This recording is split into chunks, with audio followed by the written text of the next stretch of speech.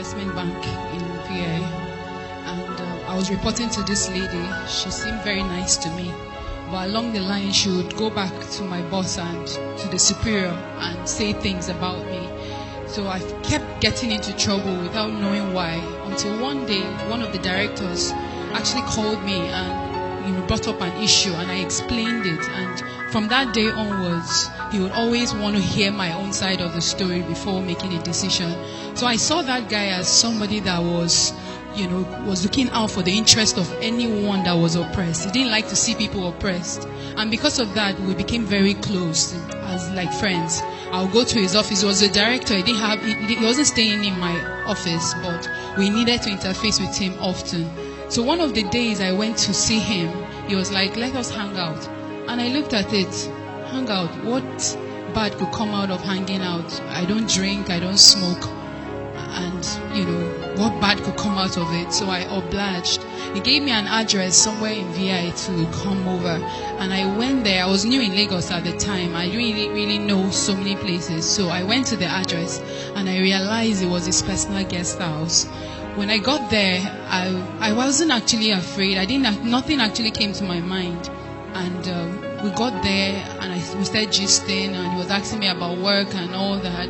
And somewhere along the line, he tried to kiss me, and I was trying to be in the middle of being very rude and still, refusing. And by the time I was saying no, he now became very aggressive, and he raped me. I struggled with all my strength, but he raped me. And going through that trauma, it was a very difficult moment for me, because just few years before that time, I was in a relationship from university, and we were engaged to be married. And because I had dwindled from my faith, I was born again when I got into the university. When I got into that relationship, I began to do the world standard of dating, one leg in the church and one leg, the standard of dating. So I had come to a point where I just kept feeling the grace of God leaving me. And I made a resolution that I wanted to stand and serve God with all my heart. And at that time, it was just, I had actually broken up that relationship because of my faith.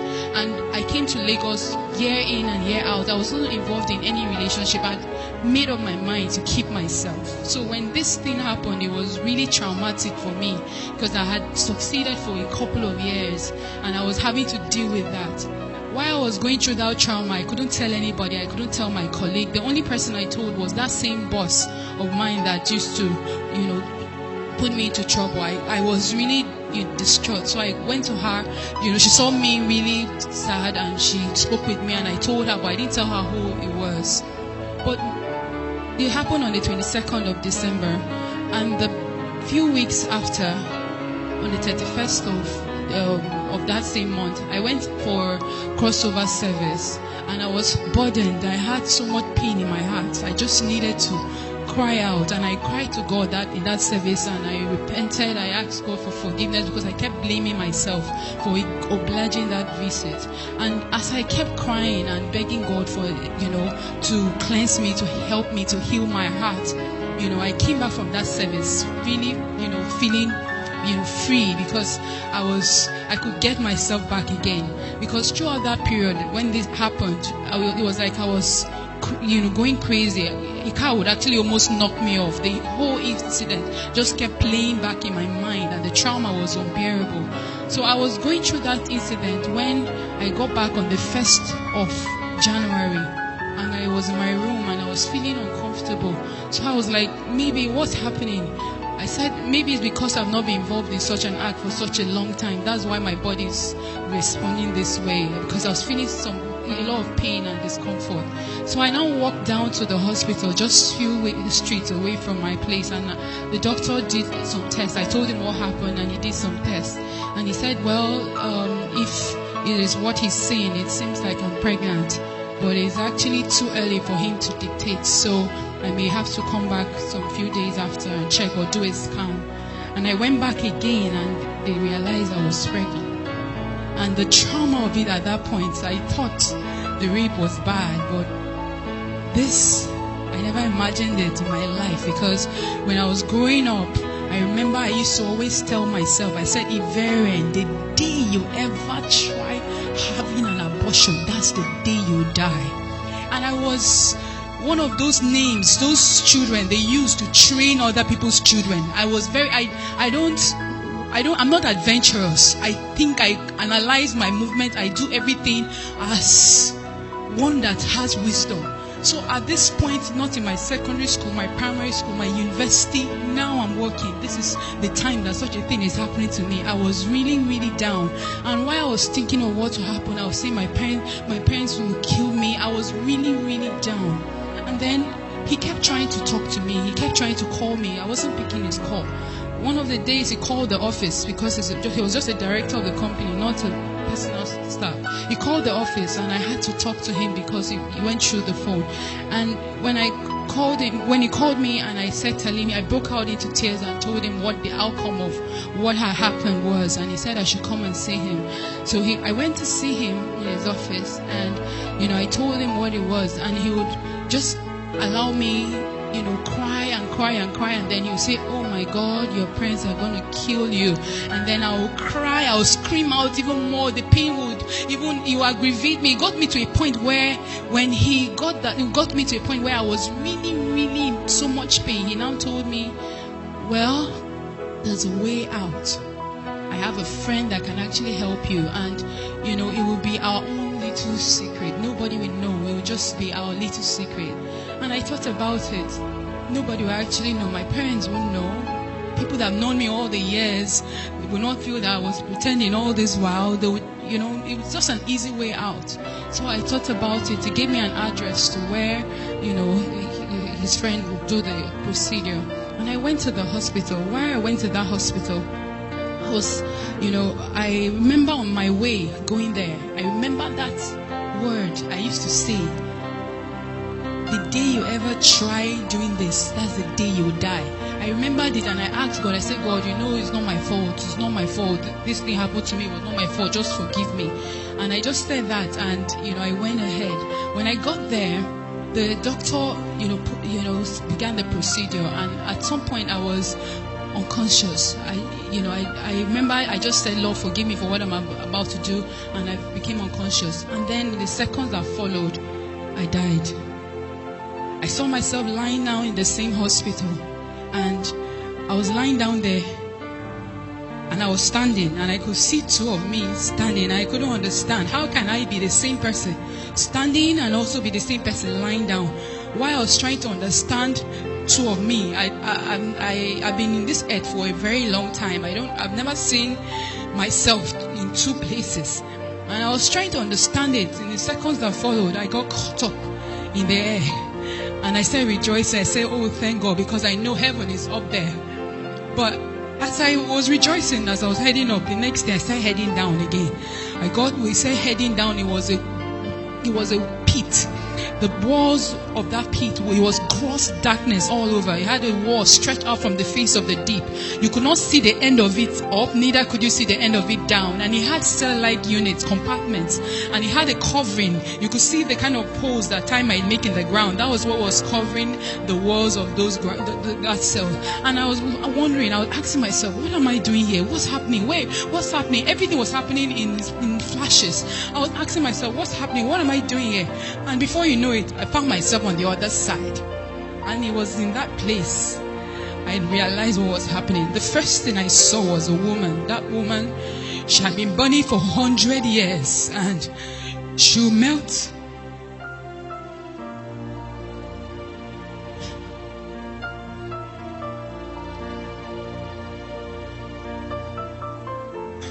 She was burning for 100 years.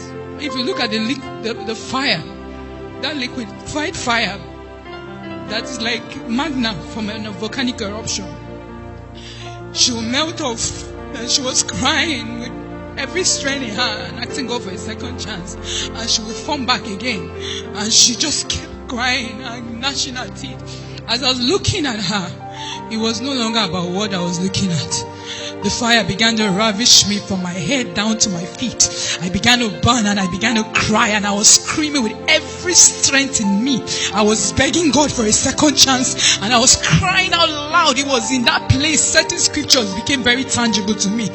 When the Bible says there will be gnashing of teeth, I found myself gnashing my teeth. I was grinding it and I was screaming and my shouts were loud. If I shout now, the next shout will be louder, but this energy it keeps depleting, but your shouts keep increasing. I was screaming, everybody was screaming, everybody was begging God for another chance. As I was shouting and I was begging God, I remember a few things that occurred there. Some of the things that were traumatic for me were the fact that if you just imagine that everybody was shouting, the noise there was enough, was like bomb blast blasting off your ears. If there was no fire, if there was nothing there, just that noise was enough to burst your earballs, but you wouldn't die. Then imagine you cannot breathe, you hold your nose for 1 hour, you cannot breathe, but you cannot die. It was bad and it was painful. I realized as I was going through all these experiences, I realized the smell, the stench in that place. If there was no fire, if there was nothing else, just that stench was bad enough. And in all this, I realized one of the worst pain that I encountered there was the fact that I knew that I was damned. I knew that it was over. I knew there was no hope. That was the worst trauma of it all. The feeling of hopelessness. When you know that you are doomed. No matter what situation you are, you can actually be sick with your body being rotten. As long as you have life, you have hope. You can actually be in prison, sentenced to death. As long as you have hope. As long as you have life, you have hope. But in that place, I knew beyond every reasonable doubt that it was over. That there was no way out. And I was begging God and I was asking God. I said, God, if you can only give me even 1 second. I'm not asking to come back and live on this earth. Just 1 second to say Jesus is Lord and die back. I was begging God. I said, God, I don't even mind if you give me, if I come back. And I come back and I'm lying down. I don't have hands, I don't have legs. I'm eating shit and drinking piss. And people are stamping on me. Just the opportunity to come back and restore my ways. It's enough for me. He asked me, I told him, Lord, it's not my fault. And he said, you made a choice. And you are here because you made a decision. And I kept begging. Everybody was begging, and everybody is still begging there. One of the scriptures that also became tangible to me, the Bible says, blessed is he that believes. A lot of people want to see before they believe. But if most of them saw, they know that hell is real. They are in the belly of hell, but it's over. They cannot make a choice now because they wanted to see before they believe. I kept crying and I kept begging God, and I was asking God the same way everybody was begging God. I asked God for just 1 second, just 1 second, and he asked me a question. He said, how many seconds are in a minute? How many minutes are in an hour? How many hours are in a day? How many days are in a month? How many months are in a year? How many years have you spent on this earth? Weigh those seconds in those years. With this 1 second, you are asking me, which of them is greater? Why is this 1 second now more important to you than all those years? And I was helpless. And I kept begging. Every other person was begging. I asked God, I said, God, I preached heaven and hell when I was in secondary school.